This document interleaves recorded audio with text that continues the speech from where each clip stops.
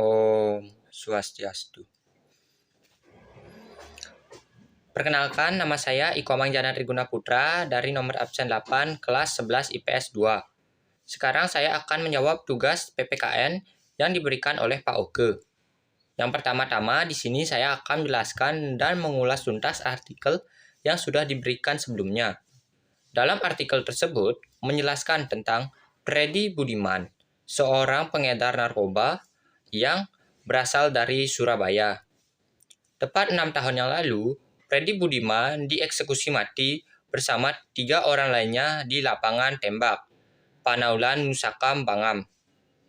Ia divonis hukuman mati itu karena terbukti terlibat dalam berbagai kasus peredaran narkoba di Indonesia. Pada 1997, Freddy terlibat dalam kasus narkoba pertamanya hingga dijebloskan ke LP Cipanang. Pada 2009, Freddy kembali berhadapan dengan penegak hukum lantaran menyimpan 500 gram sabu-sabu. Kala itu, dia divonis 3 tahun 4 bulan penjara.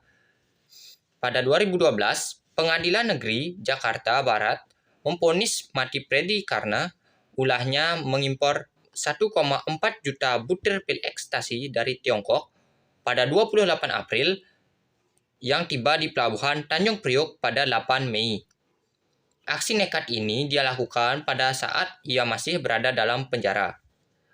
Pil impor dibungkus dalam kemasan teh yang dimasukkan dalam satu lusin kardus berwarna coklat.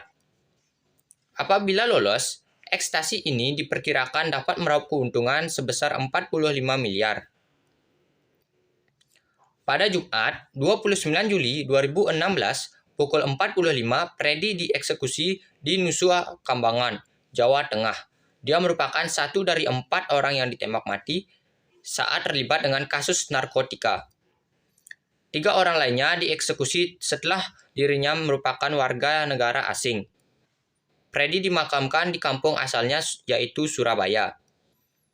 Hal itu merupakan keinginan dari dirinya beberapa hari sebelum menjalani eksekusi mati. Pro dan kontra hukuman mati. Hukuman mati yang ada di Indonesia sebenarnya menimbulkan pro dan kontra. Ada beberapa masyarakat yang setuju dan ada juga beberapa masyarakat yang tidak setuju.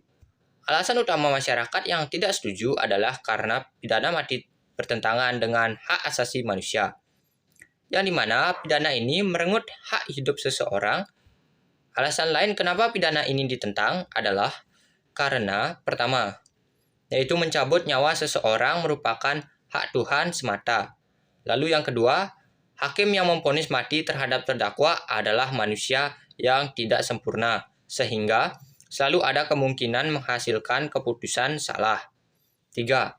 Sejahat-jahatnya manusia seharusnya diberikan kesempatan untuk menjalani pertobatan atas kejahatan yang pernah dilakukan. Sedangkan bagi masyarakat yang setuju dengan hukuman mati ini, beralasan agar memberikan efek jera pada pelaku dan mencegah adanya kejahatan berat yang terulang kembali. Agar adanya kehidupan yang aman bagi masyarakat, Indonesia sendiri masih memberlakukan hukuman mati. Sebanyak 31 vonis hukuman mati diberikan pemerintah Indonesia pada periode Oktober 2021 sampai September 2022. Vonis mati ini paling banyak diberikan terhadap terpidana kasus narkoba.